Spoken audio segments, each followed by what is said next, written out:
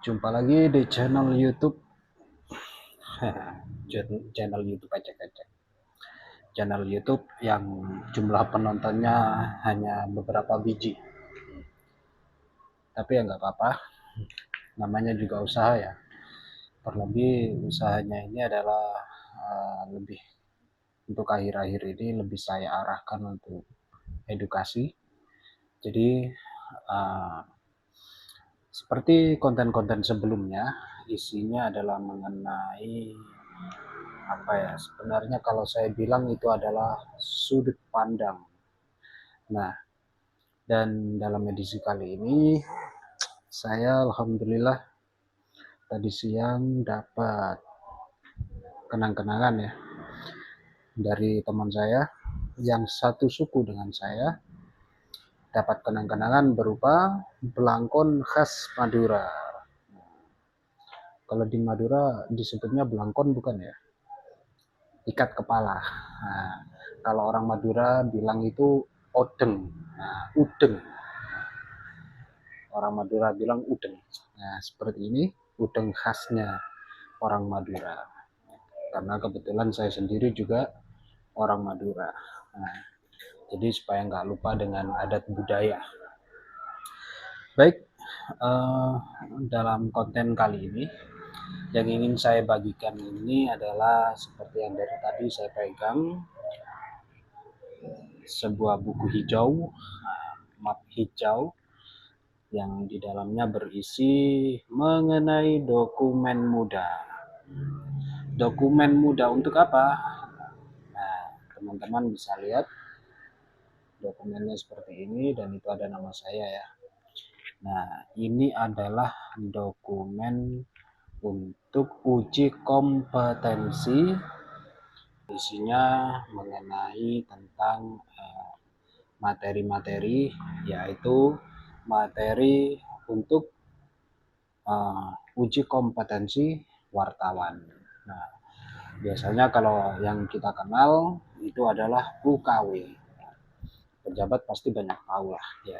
Karena itu memang saat ini sedang digaungkan oleh khususnya Dewan Pers, bahwasanya sebuah perusahaan pers itu harus mengikut sertakan jurnalisnya untuk mengikuti uji kompetensi. Tujuannya apa? Tujuannya adalah supaya tidak terjadi kesembarangan. Nah, jadi pada saat baik itu peliputan maupun ketika ketika memberitakan itu tidak serampangan. Ya meskipun sebenarnya banyak banyak penulis itu yang meskipun bukan wartawan tapi ilmu tulisnya itu melebihi daripada wartawan. Hanya saja uji kompetensi ini sebagai pelengkap bagi seorang jurnalis, bagi seorang wartawan dalam melaksanakan tugas kejurnalistikannya. Kalau kalau penguji bilang kala itu waktu saya ikut, beliau bilang uji kompetensi itu ibaratnya pengendara yang harus memiliki SIM. Nah, jadi hasil dari UKW ini, hasil dari uji kompetensi ini adalah SIM bagi seorang wartawan atau jurnalis. Oke, langsung saja. Jadi mengapa lagi-lagi saya mengulas mengenai jurnalistik? Ya satu, karena saya masih dalam tahap belajar. Saya harus banyak belajar meskipun sekarang saya dipercaya untuk menjadi seorang redaktur di potretkota.com. Nah, jadi apa yang saya ketahui, apa yang saya alami, apa yang menjadi pengalaman saya, apa yang menjadi pengetahuan saya, insya Allah sedikit banyak lah ya. Biarpun gak banyak, harapannya mudah-mudahan apa yang saya share, apa yang saya bagikan itu menjadi informasi dan ilmu yang bermanfaat. Oke. Nah, jadi itu penjelasan singkat mengenai mengapa seorang wartawan, mengapa seorang jurnalis harus mengikuti uji kompetensi. Nah, itu jawabannya yang logis ya seperti itu, sebuah pengibaratan, ibarat pengendara yang harus memiliki SIM. Nah, jadi seperti itu ya. Jadi begini, ketika mengikuti uji kompetensi, saya waktu itu di Malang, ya, di kota Malang, di kampus apa Politeknik Negeri Malang. Nah, itu materi pertama yang dihadapkan melalui lembaran ini juga saya masih menyimpan file ya, file jawaban saya kala itu, karena setiap jawaban itu harus diketik. Nah, harus diketik dan kemudian di print untuk kemudian menjadi arsip dari penyelenggara. Nah, materi pertama yang dihadapkan, jadi di lembar, kalau ini dokumen lama sebenarnya, hanya saja waktu itu diberikan supaya menjadi pelajaran, supaya untuk dipelajari barangkali materi yang lama dulunya itu. Saya kan angkatan 40 kemarin tuh. Nah, ini materi untuk angkatan 39. Nah, dari angkatan 39 ini, filenya, arsipnya ini diberikan kepada kita peserta angkatan 40 supaya dipelajari. Barangkali kali-kali aja materinya ada yang keluar juga di situ, dari 39 keluar ke 40. Jadi seperti itu. Dan ternyata memang kurang lebih setelah kita pelajari dan setelah kita mengikuti uji kompetensinya memang kurang lebihnya sama memang. Jadi nggak ada perbedaan yang signifikan gitu. Oke, langsung ya. Dari tadi mau bilang langsung tapi nggak langsung-langsung ini. Oke, materi pertama yang dihadapkan waktu itu adalah kalau yang di materi lama ini adalah mengenai memahami dan melaksanakan kode etik jurnalistik atau yang disingkat KEJ dan hukum atau undang-undang atau peraturan terkait pers. Nah, tapi materi saya ketika itu di angkatan 40, materi pertamanya itu adalah jelaskan perbedaan media pers dengan media non pers. Nah, ini cukup menarik. Kalau saya ulas bisa sedikit panjang. Mengapa? Karena satu, sebelumnya saya pernah membahas terkait hal ini, pernah saya jadikan konten. Itu saya mewawancarai wartawan senior dari, mohon maaf ya saya sebutkan, kakak senior saya, Mas Hanif. Nah, kalau saya di Surabaya biasa manggilnya Cak Hanif, dari Berita Antara, dari kantor Berita Antara Jatim.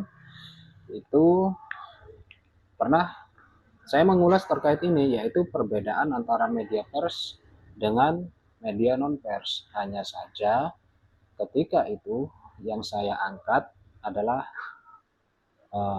media massa versus media sosial.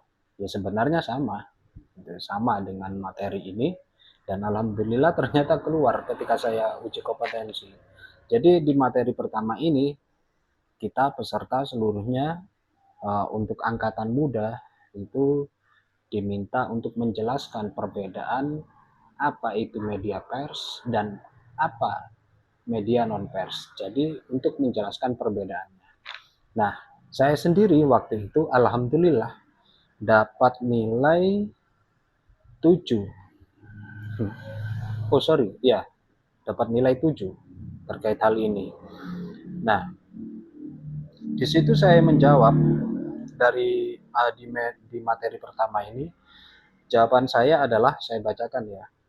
Media pers merupakan istilah yang digunakan sejak tahun 1920-an, di mana pada masa demokrasi saat ini, pers di Indonesia telah memiliki perlindungan hukum yang tertuang dalam Undang-Undang Nomor 40 Tahun 1999 tentang pers dan diperkuat dengan pendataan Dewan Pers terhadap setiap media massa dengan verifikasi dan standarisasi. Untuk di Indonesia sendiri, pers di Indonesia itu memiliki perlindungan hukum yang diatur dalam Undang-Undang Nomor 40 Tahun 99. Nah, kemudian diperkuat lagi. Jadi tidak hanya melalui payung hukum melalui Undang-Undang Pers ini saja, tapi kemudian diperkuat dengan adanya Dewan Pers yang mengharuskan sebuah media massa itu untuk bisa dikatakan sebagai media pers harus sudah melalui verifikasi dan standarisasi di Dewan Pers. Nah, jadi seperti itu. Nah, kalau belum memenuhi salah satunya ini, baik secara undang-undang maupun verifikasi dan standarisasi, nah, hemat saya berarti media massa itu tadi belum bisa dikatakan sebagai media pers karena kita di Indonesia ini memiliki peraturannya tersendiri. Nah, selanjutnya pada jawaban berikutnya, jika mengacu pada Undang-Undang Nomor 40 Tahun 99 tentang pers, maka sebuah media bisa dikatakan non-pers apabila tidak memenuhi standarisasi, verifikasi, dan tidak patuh pada kode etik jurnalistik. Nah, jadi itu adalah jawaban saya dan alhamdulillah dapat 7. Ya nggak apa-apa lah, biarpun nggak 8 atau 9, setidaknya jangan di bawahnya itulah ya, malu-maluin nanti. Jadi seperti itu teman-teman ya, jawaban di materi pertama saya kala itu adalah dengan perintah untuk menjelaskan perbedaan antara media pers dengan media non-pers. Kenapa saya bilang ini perintah bukan pertanyaan sekali, karena uji materi itu tidak harus menjawab pertanyaan seperti halnya anak-anak sekolah yang sedang ujian. Artinya ada sebuah perintah di mana seorang peserta itu harus bisa melaksanakan perintah itu. Seperti materi pertama saya ketika uji kompetensi, bahwasanya para peserta diperintahkan untuk menjelaskan perbedaan media pers dengan media non-pers. Nah, itu ya.